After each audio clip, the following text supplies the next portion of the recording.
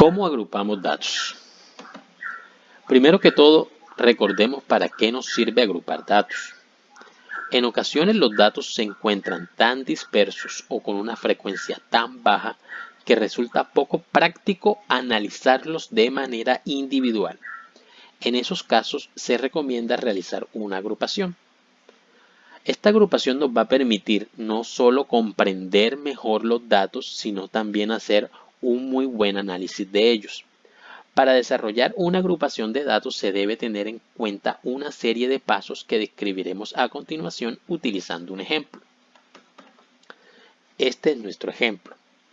En el pabellón COVID de una clínica se reciben 32 pacientes con las siguientes edades.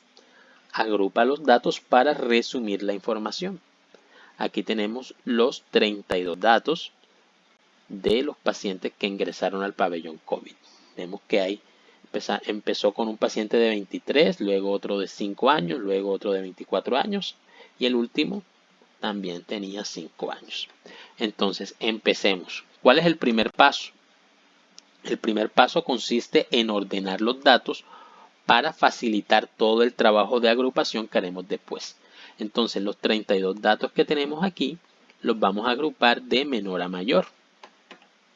Aquí ya nos aparecen agrupados y vemos aquí ya de entrada que podemos hacer un análisis muy sencillo diciendo que el menor de los pacientes tenía 2 años y el mayor tenía 37. Realmente en ese pabellón no había adultos mayores. Pasamos al segundo paso. Vamos a determinar el número de intervalos utilizando la regla de Sturges. Aquí con la regla de Sturges la podemos resumir en la siguiente tabla. No es necesario, hay una fórmula, pero podemos utilizar esta tabla como ayuda rápida. Esta tabla es la que nos resume la regla de Sturges. Entonces la regla de Sturges nos indica cuántos intervalos podemos usar de acuerdo al número de datos. Recordemos que tenemos 32 datos. 32 datos. Entonces, ¿en cuál de estos nos quedaría? Pues, observamos que para 32 datos, observen, estamos aquí, serían 6 intervalos.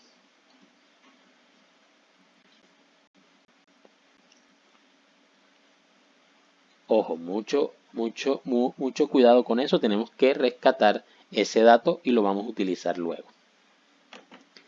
El paso 3 consiste en calcular el rango de los datos, restando el dato mayor menos el dato menor. Entonces, ¿qué hacemos aquí? Pues calculamos el rango, que es el dato mayor, en este caso 37, menos el dato menor, que en este caso es 2. El rango en este caso sería 35. Entonces ya tenemos que el número de intervalos que calculamos en el paso anterior son 6 y el rango 35. El cuarto paso es que vamos a calcular la amplitud de los intervalos, dividiendo el rango entre el número de intervalos. Ya sabemos que el rango es 35, entonces vamos a hacer la fórmula. La amplitud es el rango dividido entre el número de intervalos, que es 6. Esto lo hicimos en los pasos anteriores. Entonces realizamos la división. 35 entre 6. Número que multiplicado por 6 de 35, pues en este caso sería 5. 5 por 6, 30, que al 35, 5, 0. Número que multiplicado por 6 de 50 sería 8, 6 por 8, 48, que al 50, 2, como ya hay coma, 0. Número que multiplicado por 6 de 20, 3 por 6, 18, al 22. Y así nos damos cuenta que nos da un decimal infinito, un decimal periódico infinito. Entonces 5,83, pero la amplitud no la podemos dejar en números decimales, tenemos que aproximarla a un número entero mayor. ¿Cuál es el número entero mayor a 5,83? ¿Cuál es el número entero que le sigue? Pues en este caso sería 6. La amplitud aquí sería 6. Entonces, el siguiente paso consiste en armar los intervalos. Entonces, ya sabemos que son 6 intervalos.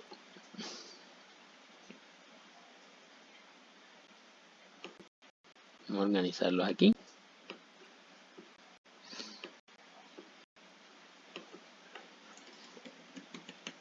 El intervalo sería 1, 2, 3, 4, 5 y 6.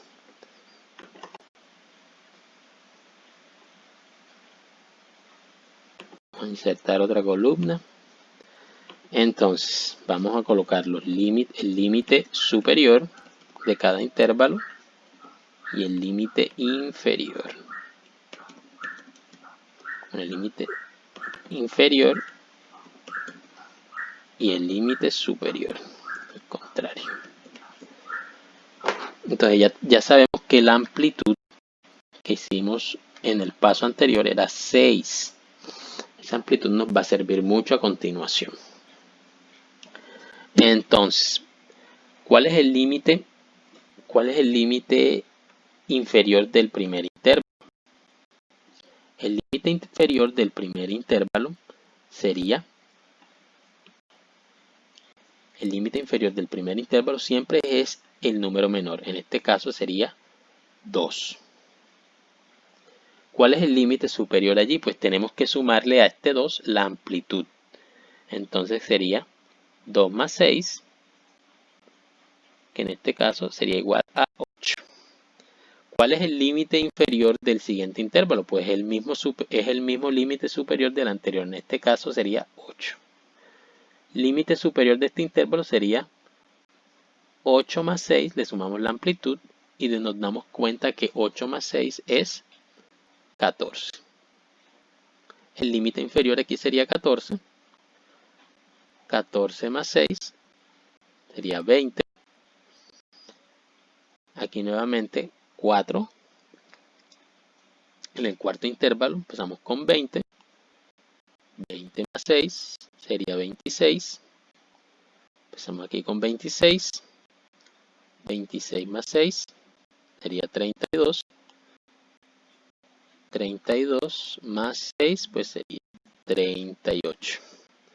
Entonces ya los tenemos allí. Vamos a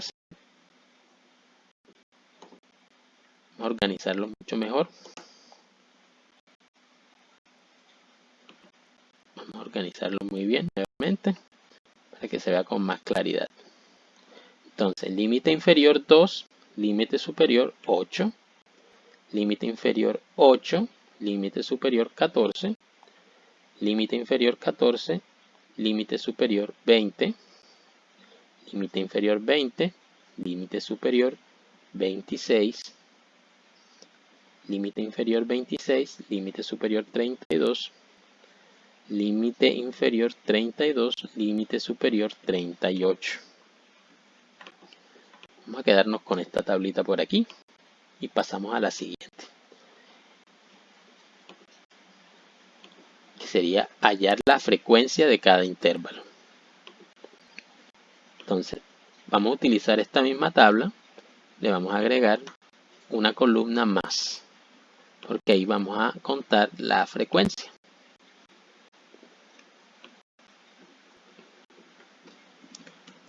La frecuencia.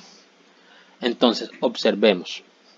Tenemos que tener muy en cuenta lo siguiente. Siempre vamos a contar todos los números que van desde el límite inferior hasta el límite superior, pero este límite superior no lo vamos a contar en ese intervalo. El límite superior no se cuenta en el intervalo. No se cuenta. Límite superior. Entonces, vamos a contar cuántos números hay desde el 2 al 8 en nuestros datos. Entonces vemos que está el 2, está el 5 y está el 6. Vamos a resaltarlo aquí. 2, el 5 y el 6. Por tanto, la frecuencia sería 4. 4 datos que hay del 2 al 8 en nuestro conjunto de datos. El siguiente, datos que van del 8 al 14. Entonces vemos que del 8 al 14 hay 2 onces y 2 doces. En este caso también serían 4. Siguiente, del 14 al 20. Entonces vemos que está el 15, está el 17, está el 18, está el 19. Serían 5 datos. Del 20 al 26. Entonces contamos que del 20 al 26 pues están inicialmente estos 3. Y están también estos números de aquí, que aparecen acá abajo. Entonces en total serían 3, 4, 5, 6, 7, 8, 9. Siguiente, del 26 al 32. Ojo, aquí vemos que hay un 32 en los datos. Pero este 32 no se puede contar en este intervalo porque el límite superior no se cuenta en el intervalo donde aparece. Entonces, contamos aquí. Aquí serían 2. Y acá debajo contamos, pero no podemos incluir el 32. No podemos incluir el 32, entonces tendríamos 2 aquí y 1 acá, serían 3.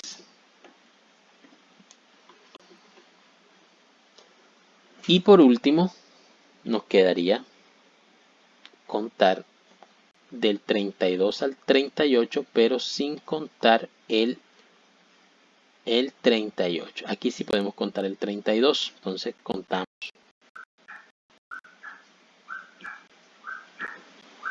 Resaltamos aquí.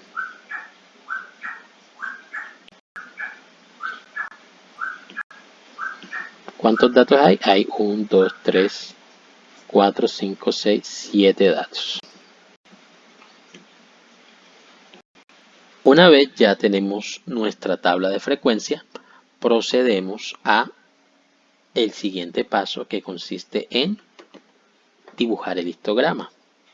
El histograma, como ya habíamos visto, se parece mucho a un diagrama de barras, pero fíjense que aquí las barras están pegadas unas con las otras. Y aquí en la parte de abajo, bueno, entonces vamos a terminar aquí el histograma, que le falta algunas cositas. Entonces esta es la frecuencia, el eje vertical, y esta de acá pues es el intervalo. El intervalo sería el eje horizontal. Entonces aquí empezaríamos límite inferior 2, límite superior 8, que sería aquí. El que es el mismo inferior del siguiente sería entonces 8, 14, 20, 26, 32 y finalmente pues sería 38. Y aquí nos quedaría entonces nuestro histograma. Con esto ya concluimos nuestra distribución de frecuencia en la agrupación de datos.